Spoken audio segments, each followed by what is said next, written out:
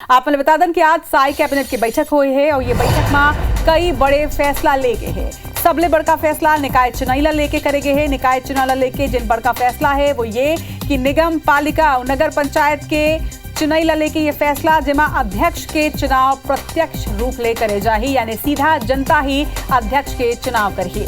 नगर निकाय पंचायत में ओबीसी आरक्षण ऊपर तको के बड़का फैसला ले गए हैं।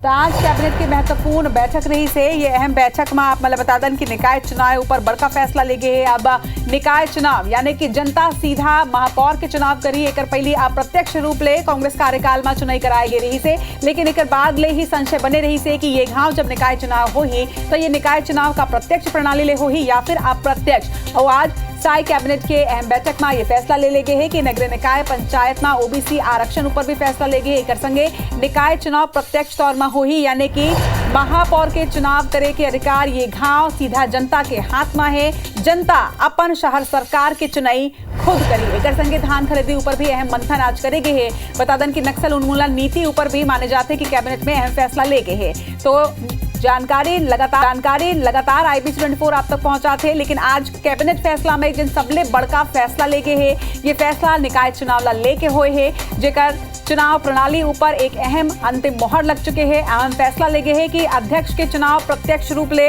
हो ही, यानी जनता सीधे अध्यक्ष के चुनाव करी, महापौर के चुनाव करी। महापौर, नगर पालिका और नगर पंचायत के अध्यक्षों का चुनाव प्रत्यक्ष प्रणाली से करने का निर्णय सरकार ने लिया है।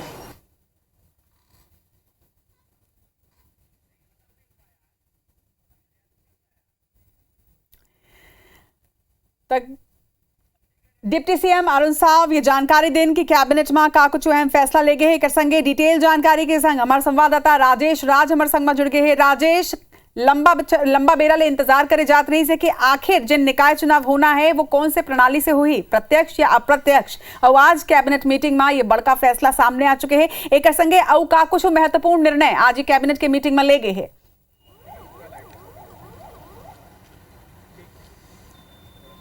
जी बिल्कुल, अभी आप अरुण साहब को सुन रहे थे और काफ़ी अहम बैठक रही क्योंकि पूरे प्रदेश की ये नज़र थी कि जब सरकार बनी, आपको याद होगा कि छत्तीसगढ़ में अब तक जब कांग्रेस की भूपेश बघेल की सरकार बनी थी उसके पहले नगरीय निकाय और नगर पंचायत के नगरीय निकायों के जो चुनाव होते थे उसमें महापौर और अध्यक्ष पदों का जो चुनाव होता था वो प्रत्यक्ष तरीके से होता था। लेकिन 2018 में कांग्रेस की सरकार बनने के बाद 2019 में इस नियम को बदल दिया गया और फिर अप्रत्यक्ष चुनाव होने लगे। जब साय सरकार बनी, फिर से सरकार बदली, तो सबसे बड़ा प्रश्न यही था सरकार के सामने कि अब जो चुनाव होने जा रहे हैं वो किस तरीके से होंगे।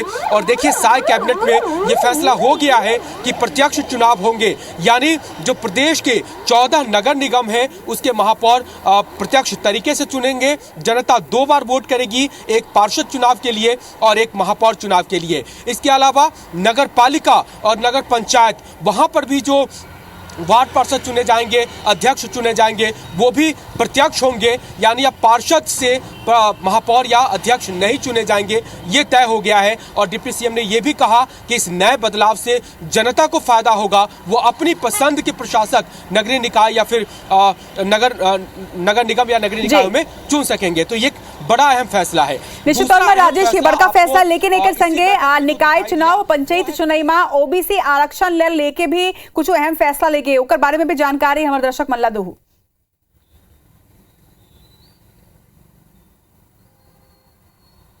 जी बिल्कुल, वो भी एक अहम फैसला है और वो फैसला ये है कि प्रदेश के जो त्रिस्तरीय पंचायत चुनाव है, चाहे वो जिला पंचायत हो या ग्रामीण पंचायत के चुनाव हो, अब उसमें ओबीसी आरक्षण एक बड़ा मुद्दा था। सुप्रीम कोर्ट ने निर्देश दिया था। इसके बाद प्रदेश के ओबीसी आयोग ने एक सर्वे किया, डाटा जुटाया और उसके आधार पर सरकार की कैबिनेट ने आज मुहर लगा दी। अब ये होगा कि जिस भी पंचायत इकाई में 50% का आरक्षण अगर SC और ST कोटा में पूरा हो गया है तब तो कोई बात नहीं, लेकिन अगर किसी इकाई में एससी और एसटी की आबादी मान लीजिए 20% है, तो 20% का आबादी के हिसाब से उनको आरक्षण मिल जाएगा। 30% जो जगह खाली रहेगी, अब उस 30% को ओबीसी के आरक्षण के जरिए भर दिया जाएगा। अभी इससे पहले यह होता था कि चाहे जितनी भी जगह खाली हो, ओबीसी को सिर्फ 25% का आरक्षण ही मिलता था। तो अब वो उनको अधिकार ज्यादा मिलेगा, आरक्षण ज्यादा मिलेगा, और ये एक अहम फैसला आज कैबिनेट में ले लिया गया है। इस पर भी एक मुहर लगा दी गई है। तो ये भी एक बड़ा अहम फैसला त्रिस्तरीय पंचायत चुनाव को लेकर राज्य सरकार ने किया है। जी जमो जानकारी पर आपके बहुत बहुत धन्यवाद राजेश। तो निकाय और पंचायत चुनाव लेके दो बहुत अहम फैसला। पहली के प्रत्यक्ष रूप ले अब चुनाव हुई, यानी जनता सीधा अपन महापौर अब अपन अध्यक्ष के चुनाव करी एक संगे। अब ओबीसी आरक्षण ला लेके भी फैसला इमा ले गए है। तो आज छत्तीसगढ़ के कैबिनेट मीटिंग में कई अहम फैसला ले गए, जेकर पूरा जानकारी ग्राफिक्स के माध्यम ले भी हमन आप मन तक पहुंचाए हन कि का कुछ अहम फैसला लेगी से एक संगे। डिप्टी सीएम अरुण साव पूरा जानकारी तक को दे हवे। महापौर, नगर पालिका और नगर पंचायत के अध्यक्षों का चुनाव प्रत्यक्ष प्रणाली से करने का निर्णय सरकार ने लिया है। तो एक दहार कैबिनेट में कई अहम फैसला ले गए हैं, दूसरा दहार कैबिनेट के फैसला ऊपर अब विपक्ष निशाना साधे हवे। पूर्व मंत्री धनेन्द्र साहू के बयान सामने आए हैं। प्रत्यक्ष चुनाव के फैसला ऊपर ओमन कही ने कि प्रत्यक्ष चुनाव ले स्पष्ट है बीजेपी घबराए हुए है। बीजेपी निकाय चुनाव मोदी के नाम ले ही लड़ाई है। एक साल में बीजेपी सरकार हा शहरी क्षेत्र में कुछ कार्य नहीं करे है। निकाय चुनाव में कांग्रेस की जीत तय ओमन बताई ने सुना। निर्णय लिया गया है उसको देख करके स्पष्ट होता है कि भारतीय जनता पार्टी घबराई हुई है, डरे हुए हैं कि संभवतः इस चुनाव में नगरीय निकाय और पंचायतों में इनका पूरी तरह से सफाया हो जाएगा। इस भय के कारण इस तरह के नियम बनाए हैं।